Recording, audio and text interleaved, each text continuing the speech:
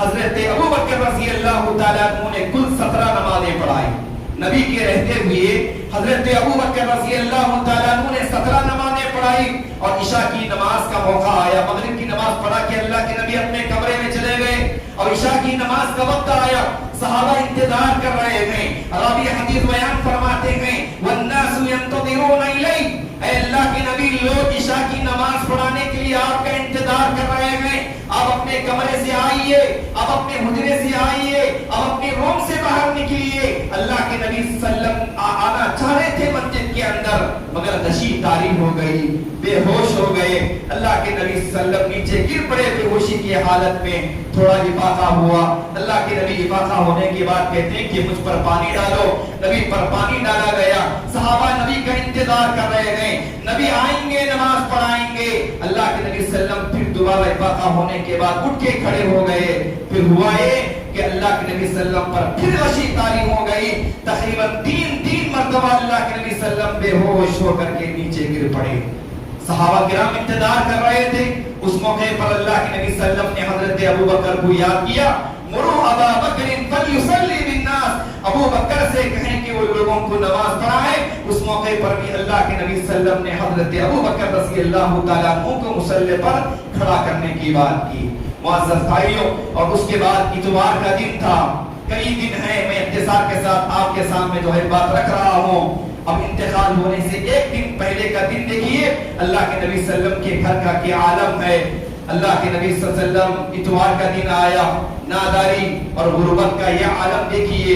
اللہ اکبر. اللہ کے نبی صلی اللہ علیہ وسلم یتیم پیدا ہوئے, یتیمی کی زندگی گزارے, غربت کی زندگی گزارے, مسکین کی زندگی گزارے, اور اللہ کے نبی صلی اللہ علیہ وسلم اس دنیا سے وفات پا رہے ہیں. یہاں تک کہ اللہ کے نبی کے گھر میں چراغ جلانے کے لیے تیل بھی میسر نہیں, چراغ جلانے کے لیے تیل بھی میسر نہیں ہے. ادھر آسمان سے آنے والی وہی نبی کو بار بار کہہ رہی تھی, اے نبی آپ ایک اشارہ کر دیں, یہ احد کے پہاڑوں کو ہم سونے کا بنا دیں گے. مگر اللہ کے نبی نے اس چیز کو پسند نہیں کیا. نبی غربت میں رہنے کو پسند کیے, غریبوں کے ساتھ رہنے کو پسند کیے. اللہ کے نبی اس دنیا سے جاتے ہوئے ایک دعا کر کے گئے, اے اللہ مجھے مسکینوں کے ساتھ زندہ رکھ, اور مرنے کے بعد مجھے مسکین لوگوں کے ساتھ اٹھا, غریب لوگوں کے ساتھ اٹھا. یہ اللہ کے نبی کی دعا رکھی. دنیا کے اندر بڑے بڑے انسان گزرے گئے, مگر میرے اور آپ کے نبی سے بہتر اس دنیا کے اندر کوئی بڑا انسان نہیں گزرا ہے. اور ان کی یہ اخلاق دیکھیے, ان کی یہ عاجزی دیکھیے, ان کی یہ انکساری دیکھیے. اللہ کے نبی صلی اللہ علیہ وسلم غریبی کو یاد کر رہے ہیں, اور گھر میں چراغ جلانے کے لیے تیل بھی میسر نہیں ہے. اور آخری دن, اس بات کو آپ اپنے ذہن میں رکھ کر کے یہاں سے جانے کی کوشش کریں. پیر کا دن ہے, پیر کا دن کا جو منظر ہے میرے بھائیوں, اسے آپ نوٹ کرنے کی کوشش کریں. فجر کا وقت ہے, فجر کے دن آپ صلی اللہ علیہ وسلم اپنے کمرے کے اندر ہیں. لوگ انتظار کر رہے تھے فجر کی نماز پڑھانے کے لیے. اللہ کے نبی اپنے کمرے سے آئیں گے. لوگ سب کے سب فجر کی نماز پڑھنے کے لیے سب باندھے ہوئے تھے. اللہ کے نبی اپنے حجرے کا پردہ ہٹائے. پردہ ہٹانے کے بعد سارے صحابہ مسکرانے لگے. سارے صحابہ کی خوشی کی انتہا نہ رہی. اللہ کے نبی آئیں گے, نماز پڑھائیں گے. اللہ کے نبی صلی اللہ علیہ وسلم نے دیکھا, میں میری امت کے لوگوں کو نماز کی حالت میں چھوڑ کے جا رہا ہوں. میں اپنی امت کے لوگوں کو نماز کی حالت میں چھوڑ کے جا رہا ہوں. اللہ کے نبی دیکھ کر کے خوش ہو گئے.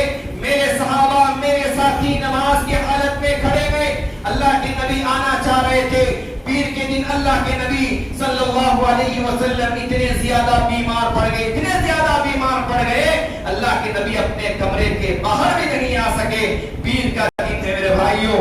اللہ کے نبی صلی اللہ علیہ وسلم سکرات کے عالم میں ہیں. حضرت انس رضی اللہ تعالیٰ عنہ بیان فرماتے ہیں, اللہ کے نبی سکرات کے عالم میں ہیں, غرغرے کی حالت میں ہیں. اللہ کے نبی نے بہت ساری تعلیمات دی, بہت ساری وصیتیں کی. ان میں سے کئی ایک نصیحتیں اللہ کے نبی صلی اللہ علیہ وسلم نے غرغرے کے عالم میں, سکرات کے عالم میں کی. ان میں سب سے پہلی نصیحت میرے بھائیوں, آپ اس خطبے جمعہ سے یہ پیغام لے کر جانے کی کوشش کریں. اللہ کے نبی نے کیا کہا, لعن اللہ الیہود والنصارى اتخذوا قبور انبیائهم مساجد. اللہ کی لعنت लानत हो यहूद व नसारा पर, अल्लाह की लानत हो क्रिश्चियनों पर, अल्लाह की लानत हो यहूद व नसारा पर। उन्होंने क्या किया? अंबिया के इस दुनिया से चले जाने के बाद अंबिया की खबरें जहां जहां थी, उन लोग वहां पर गए और उनके सामने सजदा करने लगे और उनके सामने इबादतें करने लगे।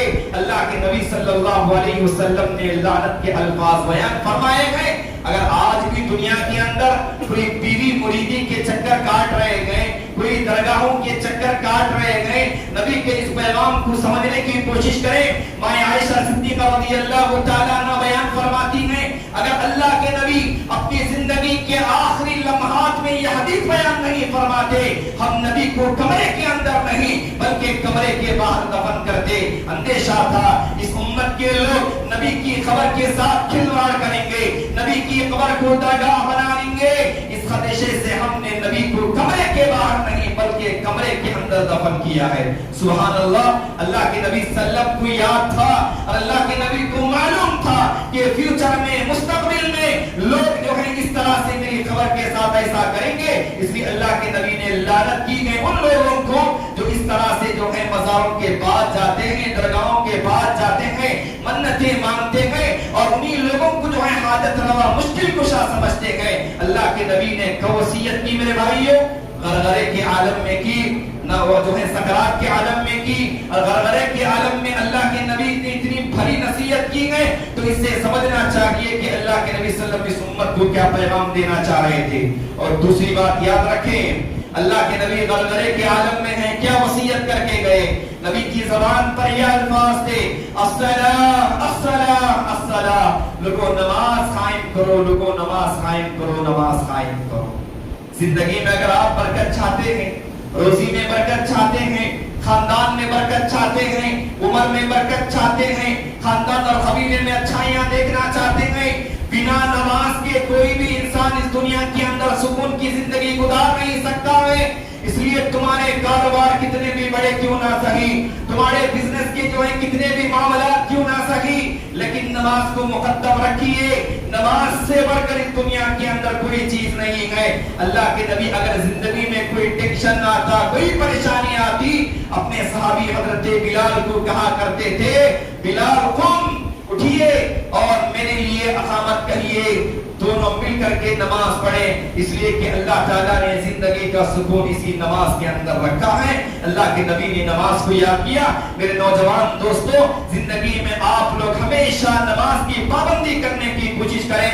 ऐसे उलमा आएंगे, ऐसे खुतबा आएंगे, ऐसे वाइज़ीन आएंगे, बोलने वाले बोल के बता के चले जाएंगे, बोलने वालों को जो है सवाब मिलेगा, लेकिन सुनने वाले जो रहते हैं उन पर जिम्मेदारी आयद होती है। अल्लाह रब्बुल आलमीन कल क़यामत के दिन आपसे पूछेगा, ये उलमा तुम्हारे सामने आए, ये वाइज़ीन तुम्हारे सामने आए, तुमने कहां तक अपनी जिंदगी सुधारी, कहां तक तुमने नमाज पढ़ी?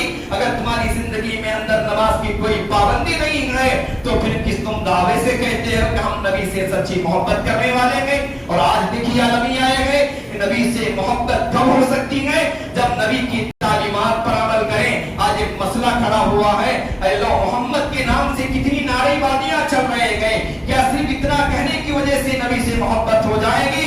लोगों ने सिर्फ नारेबाजियों को नबी से मोहब्बत से जोड़ दिया है। ऐसा नहीं हो सकता है। हम दीन के लिए मेहनत